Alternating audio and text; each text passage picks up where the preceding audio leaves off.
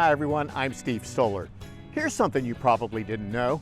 3D printing is now available at all 5 of our library locations. 3D printing is the process of making a three-dimensional physical object from a digital design. You can bring your 3D design files on a flash drive to any library and meet with staff. There are several 3D design software programs available.